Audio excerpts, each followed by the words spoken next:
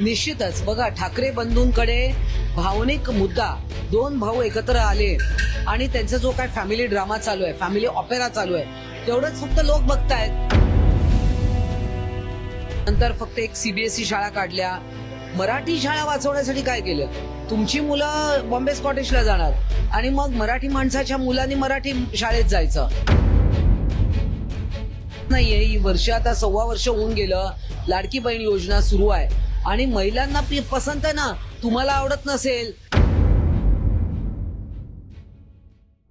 नमस्कार, लोकमतमध्ये तुम्हा सर्वांचं स्वागत करतो. आपल्यासोबत शिवसेनेच्या नेत्या मनीषाताई कायंदे आहेत. एकंदरीत आपण जर पाहिलं तर आज महायुतीचा संपूर्णतः वचननामा जो तो प्रकाशित करण्यात आला. एकंदरीत महायुतीचा वचननामा पाहता मराठी माणसासाठी अनेक मुद्दे जे आहेत ते वचननाम्यामध्ये काढण्यात आलेले आहेत. म्हणजे एकीकडे ठाकरे बंधू जेव्हा म्हणजे राज ठाकरे असतील किंवा उद्धव ठाकरे असतील, महाराष्ट्र नवनिर्माण सेना किंवा शिवसेना उद्धव बाळासाहेब ठाकरे हे मराठी माणसासाठी कुठेतरी लढा देत आहेत असं त्यांच्या माध्यमातून सांगितलं जातं. तर दुसरीकडे महायुतीच्याच माध्यमातून मराठी माणसासाठी अनेक उल्लेखनीय योजना असतील किंवा उल्लेखनीय कामं जे निवडून आल्यानंतर करू अशा पद्धतीने करण्यात येतं. कुठेतरी मास्टर स्ट्रोक आहे हा महायुतीचा.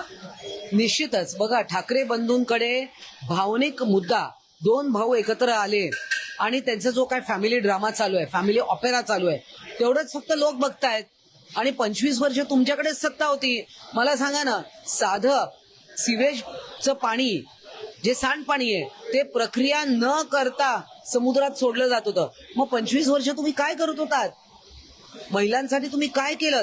केवळ आता सगळे लोक काय, हा त्याच्या घरी जातोय चहा प्यायला, तो त्याच्या घरी जातोय चहा प्यायला, दोन बंधूंचं एवढंच चाललंय. आणि केवळ निवडणुका आल्या की मराठीचा मुद्दा काढायचा, केवळ निवडणुका आल्या की मुंबईला महाराष्ट्रापासून तोडायचं, हे त्यांचे पेटंट ठरलेले मुद्दे आहेत. या पलीकडे जनतेला देण्यासारखं काहीच नाही. 25 वर्ष, 3 दशकं जवळजवळ मुंबई तुमच्याकडे होती, पण तुम्ही काय केलं? प्रदूषण रोखण्यासाठी तुम्ही काय केलं? सांडपाण्याचा प्रक्रिया तुम्ही केली नाहीत. हा केवढा मोठा गुन्हा आहे. त्यानंतर तुम्ही रस्ते, शेवटी रॅपर्सना गाणं बनवावं लागलं, मुंबईच्या खड्ड्यांवरून गाणी तयार झाली आणि केवळ तुम्ही अशा लोकांचा तुम्ही द्वेष केला. परंतु आज जो महायुतीचा जाहीरनामा वचननामा प्रसिद्ध झालाय, ऑलरेडी ही कामं सुरू झालेली आहेत. त्यातली अर्धा अधिक कामंही सुरू झालेली आहेत. पण ज्या पद्धतीने ठाकरेंच्या माध्यमातून नेहमी म्हटलं जातं की कोस्टल रोड असेल तो त्यांनी बनवलाय किंवा जे काही श्रेयवाद जो तुमच्या शिवसेनेमध्ये किंवा सरकारमध्ये आणि ठाकरेंमध्ये दिसून येतो, नेमकं काय सत्य आहे? म्हणजे तुम्हीही तेव्हा म्हणजे शिवसेनेमध्ये होतात, म्हणजे ठाकरेंच्या शिवसेनेमध्ये होतात, म्हणजे नेमकं काय सत्य आहे? नेमकं सरकारच्या माध्यमातून ही योजना लागू करण्यात आली किंवा हे रस्ते बनवण्यात आले किंवा हा संपूर्ण प्रकल्प राबवण्यात आला? बघा, त्यांच्याकडे उत्तम शिक्षण देऊ शकत होते. नंतर फक्त एक सीबीएसई शाळा काढल्या. मराठी शाळा वाचवण्यासाठी काय केलं? तुमची मुलं बॉम्बे स्कॉटिशला जाणार आणि मग मराठी माणसाच्या मुलांनी मराठी शाळेत जायचं, हा जो त्यांचा विरोधाभास आहे. त्याच्यानंतर तुम्ही मुंबई तुमच्याकडे इतकी वर्ष असताना तुम्ही केवळ द्वेष करत राहिलात.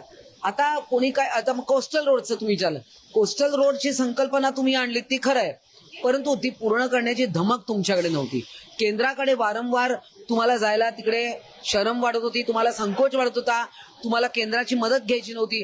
पण केंद्राची मदत घेतल्याशिवाय अनेक प्रोजेक्ट हे पूर्णत्वास होऊ शकत नाही. आणि त्यामुळे तुम्हाला राज्य सरकारची मदत आणि केंद्राची मदत घेतल्याशिवाय तुम्ही काहीच करू शकणार नाहीये. हे त्यांना कळत नाहीये, हे त्यांना कळतंय पण वळत नाहीये. आणि त्यामुळे बरं, मेट्रोचं काम कोणी रखडवलं 3 वर्ष, त्याच्यामुळे कॉस्ट एस्केलेट झाली, याच्याबद्दल ते बोलत नाही. पूर्ण परवानग्या कोणी आणल्या असतील तर ह्या सगळ्या परवानग्या आणण्याचं काम माननीय एकनाथजी शिंदे आणि माननीय देवेंद्र फडणवीस यांनी त्यांच्या मुख्यमंत्रीच्या काळात केलेलं आहे. आणि त्यामधूनच लाडकी बहीण योजना लागू करण्यात आली. अनेक आरोप प्रत्यारोप विरोधकांच्या माध्यमातून करण्यात आले. एवढंच नाही तर विरोधक स्वतः कोर्टामध्ये या संदर्भात गेले होते. परंतु आता ठाकरेंचा जो जाहीरनामा आलेला आहे, म्हणजे संपूर्ण आता त्यांच्या जाहीरनाम्यामध्ये 1,500 रुपयाची एक योजना आहे, स्वाभिमानी योजना, कष्टकरी महिलांसाठी ती योजना आहे, ती लागू करण्यासंदर्भात त्यांनी भाष्य केलेलं आहे. तुम्हाला काय वाटतं? बघा, त्यांनी केलं की रेवडी वाटणं म्हणणार. त्यांनी दिलेलं आमिष नाही आणि आम्ही दिलं तर आमिष म्हणतात त्याला. ऑनगोईंग योजना आहे ही. योजना आज नाहीये, ही वर्ष आता 1.25 वर्ष होऊन गेलं. लाडकी बहीण योजना सुरू आहे आणि महिलांना पसंत आहे ना.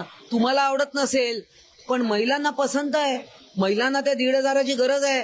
तुम्ही सोन्याचा चमचा घेऊन तोंडात जन्माला आलेला आहात. अहो, या लाडक्या बहिणी ज्या आहेत 2.25 कोटी जवळजवळ आहे, त्यांना त्याची गरज आहे. आणि त्या म्हणतात आहे की आम्हाला या योजनेमुळे इकॉनॉमिक रोलिंग चालू झालेलं आहे. मग तुम्ही कशाला 1,500 देताय? मग ज्या मराठी शाळा बंद पडलेल्या आहेत त्या पुन्हा नव्याने सुरू केल्या जातील किंवा मराठी शाळांचा जो टक्का खाली घसरत चाललाय तो नक्की वाढेल तुम्हाला वाटतं? बघा, आम्ही मराठी भाषेला महत्व देऊ. मराठी चांगल्या पद्धतीने शिकवली जाईल यासाठी लँग्वेज लॅबोरेटरी ह्या चालू करू. आणि सर्वसामान्य लोक पण त्यांना मराठी बोलता आलं पाहिजे. केवळ लोकांना थोबाडीत मारून मराठी शिकणार नाहीयेत, तर लोकांना प्रोत्साहन दिलं पाहिजे. मराठी शिकण्यासाठी प्रोत्साहन दिलं पाहिजे. त्यांना त्याच्यामध्ये मोटिवेट केलं पाहिजे. त्यांच्या मराठी भाषेचा अभिमान लोकांना वाटला पाहिजे. ह्याच्याकडे आम्ही महत्व देऊ.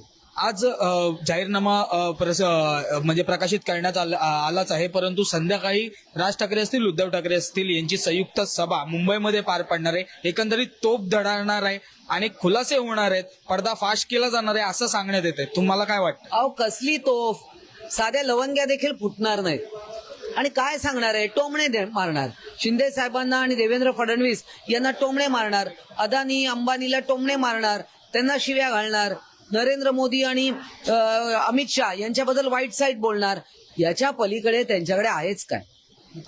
आपल्यासोबत शिवसेनेच्या नेत्या मनीषा ताई कायंदे होत्या. खरं जर पाहायला गेलं तर आज जो वचननामा प्रसिद्ध करण्यात आलाय किंवा प्रकाशित करण्यात आलाय त्याच संदर्भात त्यांनी आपल्यासोबत संवाद साधलेला आहे. त्याचमध्ये आपण जर पाहिलं आजच्या संध्याकाळच्या सभेमध्ये नेमकं ठाकरे म्हणजे राज ठाकरे असतील, उद्धव ठाकरे असतील हे नेमकं काय करतात हे पाहणं महत्वाचं असणार आहे.